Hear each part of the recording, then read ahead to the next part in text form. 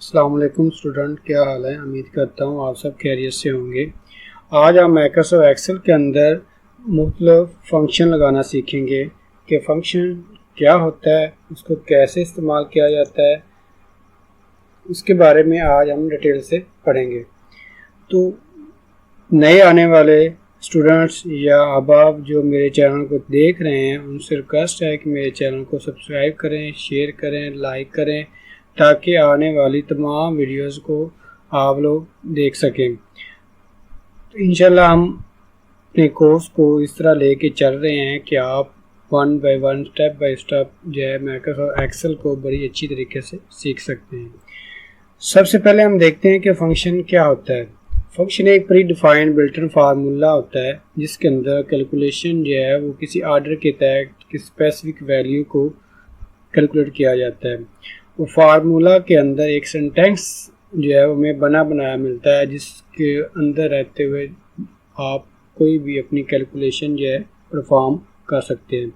तो एक्सेल के अंदर 100 से ज़्यादा कई जो है फार्मूले हैं। इसमें से चंद बेसिक फार्मूले हम आज डिस्कस करेंगे। तो फार्मूले का सिंटैक्स किस तरह का होता है, इसके पार्ट्स कौन कौन से होते हैं। तो फार्मूला जो है वो सबसे पहले जो है इक्वल साइन से जो है स्टार्ट किया जाता है। जैसे हम फार्मूला इक्वल साइन से स्टार्ट करते हैं, इसलिए तरह आपने जब कोई फंक्शन भी लिखना होगा तब भी आप इक्वल साइन को इस्तेमाल करेंगे। जैसे कि आप देखते हैं कि यहाँ पे मैंने जो है ये दो वैल्यू का ऊपर फार्मूला लगाया है। तो फार्मूले के बेसिक 3 पार्ट्स होते हैं जिसमें सबसे पहले इक्वल साइन होता है, फिर फंक्शन का नेम होता है जो हम फंक्शन यूज़ कर रहे हैं। जैसे मैं यहाँ पे जो है सम का फंक्शन यूज़ कर रहा हूँ तो सम यहाँ पे फंक्शन का नेम लिखा हुआ है। आगे जो है वो वैल्यू होती है जिस वैल्यू को हमने कैलकुलेट करना होता है, जिसको हम आर्गुमेंट बोलते होते हैं। तो यहाँ पे आप वैल्यू भी लिख सकते हैं, लेकिन ट्राई हमने ये करनी है कि उस सेल का रेफरेंस यूज़ करना है जिस सेल को आप कैलकुलेट करना चाह रहे हैं, ताकि अगर आपकी वैल्यू उस सेल के अंदर तब्दील होती है तो आपका रिजल्ट जो है ऑटोमेटिकली तब्दील हो जाएगा।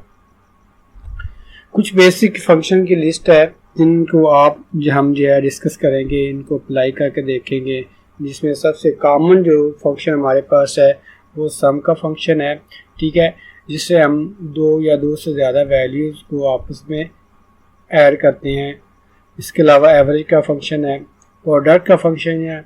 जब आप 2 या 2 से ज़्यादा वैल्यूज़ को आपस में आपने मल्टीप्लाई करना हो तो उस पर्पज़ के लिए हम प्रोडक्ट का फंक्शन यूज़ करते हैं।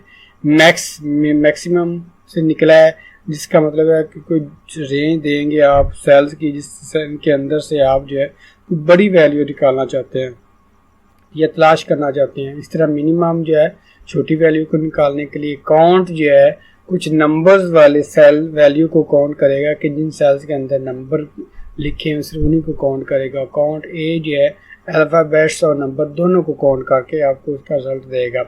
काउंट ब्लैंक जो है ये आपके जो खाली सेल्स होंगे जो आप रेंज इसको बताएंगे ब्रैकेट के अंदर, यहाँ पे जो रेंज आप लिखेंगे उस रेंज के अंदर जितने खाली सेल आ रहे होंगे उनको आपको काउंट करके दिखाएगा। डेट का फंक्शन डेट लिखने के लिए है कि आप अपने सिस्टम के अंदर प्रॉपर सही तरह से डेट किस तरह से ऐड कर सकते हैं। टुडे का फंक्शन इस्तेमाल होता है कि आज सिस्टम पे क्या डेट चल रही है वो भी शो कराएगा। नो का फंक्शन है कि इस वक्त आपके सिस्टम पे टाइम और डेट क्या है, दोनों चीज़ें आपको शो कराएगा। अब हम तमाम फार्मूलाज को प्रैक्टिकली जो है वो अप्लाई करके देखते हैं कि इनको कैसे यूज़ किया जाता है। जैसे मेरे पास यहाँ पे कुछ वैल्यूज़ लिखी हुई हैं, इन वैल्यूज़ को आप जो है जमा करना चाहते हैं या सम करना चाहते हैं, ठीक है। तो उसके लिए आपने क्या करना है कि यहाँ पे आपने जहाँ पे फार्मूला लगाना है वहाँ उस सेल को आपने एक्टिव करना है, सेलेक्ट करना है। उसके बाद आपने सबसे पहले इक्वल का साइन लगाना है। उसके बाद आपने SUM सम फंक्शन का नेम लिखना है, उसके बाद ब्रैकेट आप लगाएंगे। अब इसका सिंटैक्स नीचे दिखाई दे रहा है कि आप नंबर 1 लिखें, नंबर 2 लिखें, नंबर 3 लिखें, सो हम चलते जाए, ठीक है। अगर तो आपके पास जो है इस तरह से इकट्ठे सेल आ रहे हैं जिसमें ये लिस्ट आपकी कॉलम वाइज बनी हुई है, तो आपने इन तमाम सेल को जमा करना है। तो आप पहले सेल पे क्लिक करके ड्रैग करेंगे तो आप देखेंगे कि पहले सेल का एड्रेस आया B5 और कॉलम लगा के B8 लिखा हुआ आ गया और ये एक रेंज बन गई है। कि रेंज ये होता है कि जब आपके कंटिन्यू सेल्स आपस में जुड़े हों तो उन सेल्स को अगर आप यूज़ करना चाह रहे हो कैलकुलेशन के अंदर तो उसके लिए आप पहले सेल का एड्रेस लेते हैं, कॉलन लगा के आप लास्ट वाले सेल का एड्रेस यूज़ करेंगे तो ये आपके इसके अंदर दरमियान में जितने सेल्स होंगे उन तमाम सेल की वो कैलकुलेशन कर देगा। यहाँ पे मैं ब्रैकेट बंद करता हूँ और इंटर की प्रेस करता हूँ तो जो इनका रिज़ल्ट है वो मैं इस रिज़ल्ट शो कर दिया कि ये 4 सेल्स को जमा करने से इनकी जो वैल्यू है वो यहाँ पे रिज़ल्ट की शक्ल में इसने दिखा दी है। जैसे यहाँ पे मैं अब किसी सेल की वैल्यू कम करता हूँ, अब इंटर करते हैं, देखिए इसका रिजल्ट चेंज ऑटोमेटिकली हो रहा है। इसलिए आपने जब भी कोई फंक्शन या फार्मूला लगाना है तो आपने सेल का एड्रेस यूज़ करना है।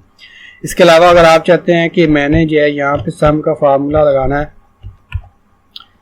लेकिन आप ये जो कुछ वैल्यूज़ पड़ी हैं आप इनको जमा करना चाहते हैं, ठीक है, तो इनको जमा करने के लिए आपने पहले सेल, क्योंकि ये सारे सेल जो है वो नॉन कंटिन्यू है कि एक दूसरे के साथ जुड़े नहीं हुए, डिफरेंट प्लेस पे पड़े हुए हैं, तो उसके लिए आपने क्या करना है कि पहले एक सेल को सिलेक्ट करना है, फिर कॉमा लगाना आपने, उसके बाद दूसरे सेल को सिलेक्ट करना है आपने, फिर कॉमा लगाना, तीसरे सेल को आपने सिलेक्ट करना है और आपने कॉमा लगा के लास्ट सेल को, अब 4 सेल मैंने यहाँ पे सिलेक्ट किए हैं और इन 4 सेल को वो आपको जमा करके दे देगा। यहाँ ब्रैकेट लगाते हैं और इंटर की प्रेस करते हैं तो ये इसका रिजल्ट आ गया, ठीक है, जो हमने अभी जो है वो सेल कैलकुलेट किए हैं जो आपकी शीट के अंदर बिखरे हुए पड़े हुए एक साथ नहीं है, ठीक है। तो इनका फार्मूला लगाने के लिए आपने हर सेल के अंदर के बाद जो है आपने कॉमा यूज करना है, ठीक है। ये देखिए मैं इसकी वैल्यू चेंज कर रहा हूँ तो आपका रिजल्ट जो है ऑटोमेटिकली चेंज हो रहा है, ठीक है। बात कर ये भी होता है कि हम यहाँ पे एक और फार्मूला लगा लेते हैं, जैसे नीचे इक्वल सम, आप चाहते हैं कि मैंने ये जो है सिलेक्ट करना है, उसके बाद ये करना है, फिर आपने ये करना है, उसके बाद आप ये करना चाहते हैं, फिर आप कॉमा लगा के आप चाहते हैं कि ये 4 सेल भी सारे इकट्ठे हो जाएं, ठीक है। तो इस तरह से भी आप इसकी कैलकुलेशन कर सकते हैं। तो आप जो है ब्रैकेट लगा के बंद करें तो अब आप देखें कि आपको बता देगा कि हाँ इसकी और इसकी जो वैल्यू बन रही है वो जो बन रही है वो सारे इन तमाम ये 4 ये सेल्स हैं और ये 4 सेल को मिला के ये वाली जो है आपकी वैल्यू बन रही है, ठीक है। तो इस तरह से आप कैलकुलेशन जो है आप कर सकते हैं। इसके अलावा अगर आप चाहते हैं कि मेरे जो है जो मैं सम करना चाह रहा हूँ या मैं कोई फंक्शन लगाना चाह रहा हूँ उसकी जो वैल्यू जो है मैं यहाँ शीट सेकंड में या 4 नंबर शीट पे जो है यहाँ पे फंक्शन लगा रहा हूँ, लेकिन जो वैल्यू मैंने जमा करनी है वो वैल्यू मेरी जो है इस नेक्स्ट शीट नंबर 5 पे पड़ी हुई है। तो आप चाहते हैं कि ये भी जमा हो जाए तो आप इसी यहाँ शीट नंबर 5 पे आएंगे, कॉमा लगा के आप पहले सेल को सिलेक्ट किया, फिर आपने कॉमा लगा के दूसरे को लगाया और जस्ट आपने ब्रैकेट बंद करके इंटर की प्रेस करना है। तो ये देखें आपके जो है यहाँ पे फार्मूला लगा के उसने जो वैल्यू हैं आपकी वो जमा करके दिखा दी है। अब आप अगर वो फार्मूला बार पे यहाँ पे गौर से देखें तो आपको नज़र आएगा कि यहाँ पे सम शीट 5 का C5 सेल उसने उठाया और उसके बाद शीट 5 का B10 सेल इसको कैलकुलेट करके उसने आपको रिजल्ट दिया है। जो हमारा रिजल्ट यहाँ पे ये 912 नंबर आ रहा है, ठीक है। इस तरह से आप जो अपना कोई भी फंक्शन, आप सिर्फ सम ही नहीं और आप कोई भी फंक्शन अगर आप यूज़ कर रहे हैं तो उनको लिखने का मेथड यही है कि पहले आप इक्वल साइन लगाना है, उसके बाद आपने सम लगाना, फिर ब्रैकेट लगा के दोनों ब्रैकेट्स के अंदर आपने वो वैल्यू या वो सेल एड्रेसेस जो हैं जिनको आप कैलकुलेट करना चाहते हैं उन सेल एड्रेसेस को आप लिखेंगे, ठीक है। इस तरह से आप जो है अपना फार्मूला कोई भी जो है बना सकते हैं।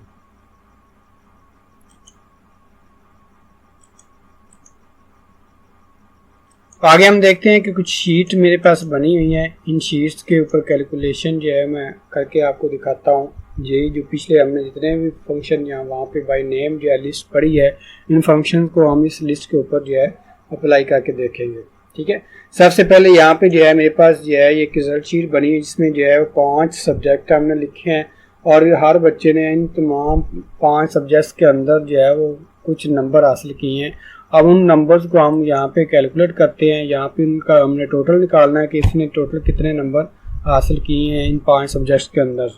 यहाँ पे हम सम का फंक्शन लगाएंगे कि टोटल करने के लिए, ठीक है। तो उसके लिए हमने जो है इसके इंग्लिश से लेकर जो है आपने कंप्यूटर तक सब्जेक्ट को सिलेक्ट कर लेना है, ठीक है। F5 से लेकर J5 तक हमने सिलेक्शन कर लिया जिनको हमने कैलकुलेट करना है। इसको आप ब्रैकेट बंद करें और एंटर की प्रेस करें। तो ये देखें, ये आपके पास जो है इसका रिजल्ट आ गया। मैं इसका साइज थोड़ा सा बड़ा कर देता हूँ ताकि आपको वाज़ेह नज़र आ जाए। ठीक है, ये इसका रिजल्ट है कि उसने 500 में से 363 नंबर जो है किए।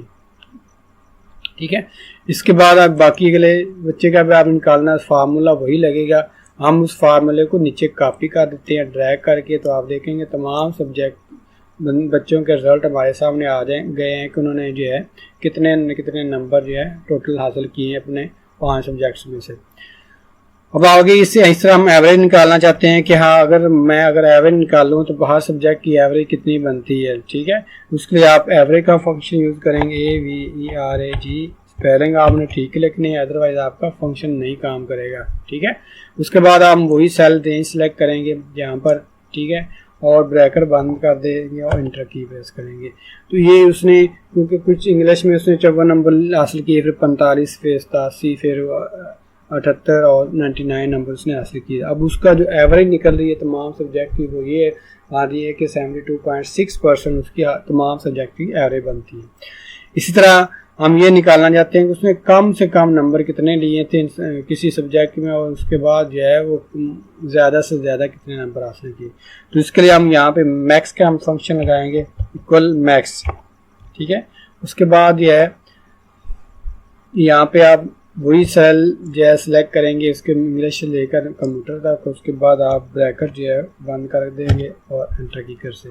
ठीक है, ये इसके जो है वो 99 जो है इसने मैक्सिमम नंबर जो है कंप्यूटर में हासिल किए हैं, बाकी सब्जेक्ट में इसके कम नंबर हैं। इसी तरह अगर आप ये निकालना चाहते हैं उसने मिनिमम कितने नंबर जो है किसी सब्जेक्ट में हासिल किए हैं, तो उसके लिए आप MIN मिनिमम का फंक्शन लगाएंगे और ब्रैकेट लगा के आप वही सेल जो है सिलेक्ट करेंगे और उसके बाद जो है ब्रैकेट लगा के बंद कर दें। आप इसमें 45 नंबर हासिल किए हैं और 45 नंबर के उर्दू के अंदर हैं, जो हमें दिखाई दे रहा है कि इसने 45 नंबर कम से कम हासिल किए। तो इस तरह से आप जो है फार्मूला लगाएंगे। अब यही फार्मूला हम नीचे ड्रैग करेंगे। अब हमने क्योंकि 3 सेल के अंदर लगाया, आप इन तीनों सेल को इकट्ठा सेलेक्ट करके ये तीनों फार्मूले जो एक साथ भी ड्रैग करेंगे तो एक साथ तीनों कॉलम के ऊपर अप्लाई हो जाएंगे। ठीक है, आपको 1 by 1 जो है वो ड्रैग करने की ज़रूरत नहीं है। इस तरह से हमारे यहाँ पे सम, एवरेज, मैक्सिमम और मिनिमम के फंक्शन जो है जिस क्लियर हुए। अब हम नीचे आ जाते हैं। यहाँ पे जो है हम ये देखना चाहते हैं कि हमारे पास जो है टोटल जो है वो स्टूडेंट जो है वो कितने हैं और उसमें से प्रेजेंट कितने हैं, क्योंकि कुछ सब्जेक्ट के अंदर जो है कुछ बच्चे को खाली नज़र आ रहे हैं, ये आपके एब्सेंट हैं, उन्होंने पेपर नहीं दिया हुआ। ठीक है, तो यहाँ पे हम जो है पहले काउंट करते हैं कि हमारे वैसे तो हमारे पास लिस्ट में आ रही है 10 नंबर की, हमें पता ये भी चला, लेकिन हम खुद से जो है कोई फार्मूला लगा के भी इसकी जो है काउंटिंग कर सकते हैं। तो उसके लिए आप काउंट यहाँ पे लगाएंगे काउंट ए। ठीक है, काउंट ए जो है आपका, ये आप नंबर और अल्फ़ाबेट्स दोनों को कैलकुलेट जो है वो काउंटिंग करके बताएगा। ठीक है, मैं यहाँ पे नेम जो है वो सिलेक्ट कर लेता हूँ। नेम से हमें पता चल जाए कि हमारे टोटल कितने नाम हैं जो स्टूडेंट हैं जो प्रेजेंट थे। ठीक है, काउंट ए का फंक्शन यहाँ पे लगा के हम एंटर की प्रेस करें तो ये देखें 10 उसने रिजल्ट दे दिया, क्योंकि हमारे पास स्टूडेंट की तादाद जो है वो 10 ही है। सेम इसी तरह अब आपके 10 स्टूडेंट हैं। अब हम ये देखना चाहते हैं इंग्लिश में टोटल कितने प्रेजेंट हैं, उर्दू में कितने हैं, मैथ में कितने हैं और साइंस में कितने हैं और कंप्यूटर में कि आपके कितने स्टूडेंट प्रेजेंट हैं, और नीचे हम ये निकालेंगे कि वो एब्सेंट कितने हैं। ठीक है, तो प्रेजेंट निकालने के लिए यहाँ पे जो है हम फंक्शन लगाएंगे काउंट का, ब्रैकेट लगाएंगे। उसके बाद आप जो है ये इंग्लिश के तमाम सब जो है वो स्टूडेंट्स के मार्क्स को सिलेक्ट कर लेंगे और ब्रैकेट लगा के हम एंटर की प्रेस करेंगे तो ये देख के बता रहा है कि 10 टोटल 10 में से 10 ही प्रेजेंट है, कोई भी इस बच्चा एब्सेंट नहीं है। ठीक है, यहाँ पे हम एब्सेंट का फार्मूला लगाते हैं। तो एब्सेंट के लिए हमने जितने खाने खाली हैं उनको हमने काउंट करना है, तो उसके लिए हम काउंट ब्लैंक का फंक्शन लगाएंगे, ब्रैकेट लगा के आप वही सेल रेंज आप देंगे इंग्लिश की, क्योंकि इसमें अगर आपका ब्लैंक होगा तो वो आपको शो करा देगा, अदरवाइज वो आपको 0 रिजल्ट देगा। ठीक है, अब देखिए इसमें कोई भी बच्चा एब्सेंट नहीं है, इसलिए जो है वो 0 आ रहा है। अब आप इस फार्मूले को ड्रैग करके देखें। ठीक है, बाकी सेल्स के ऊपर अब देखें कि कुछ के अंदर 9 आ रहे हैं। ठीक है, कुछ के अंदर 10 आ रहे हैं। यहाँ पर अब इसको हम देखते हैं तो ये देखिए इसके अंदर जो है 1101 आ रहा है। इसका मतलब है कि हमारे जो है ये उर्दू वाले सब्जेक्ट के अंदर एक बच्चा एब्सेंट है, इसी तरह आपके जो है आगे मैथ में एक बच्चा एब्सेंट है और उसके बाद कंप्यूटर में एक बच्चा एब्सेंट है। इस तरह से आप अपनी जो है मैथ के फंक्शन को अप्लाई कर सकते हैं। ठीक है, तो ये हमारे आज के जो है कुछ बेसिक जो है फंक्शन थे जिनको हमने जो है अप्लाई करके देखा।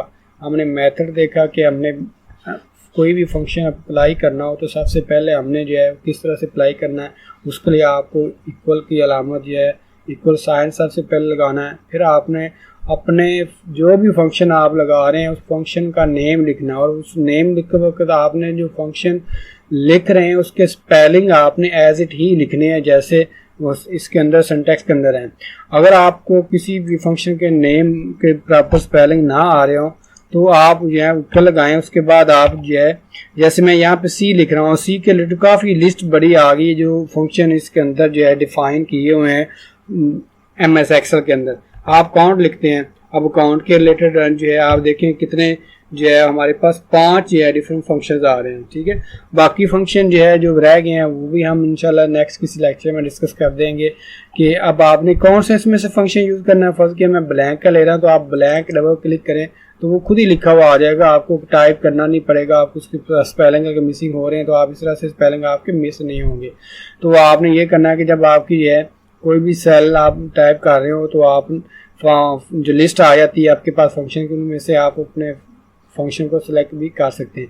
उसके बाद आपने उसको रेंज बतानी है कि किस रेंज में से आपने जो है ब्लैंक सर्च करने हैं, वो आप रेंज दे के उसके बाद आप एंटर की प्रेस करेंगे तो आपका रिजल्ट आ जाएगा।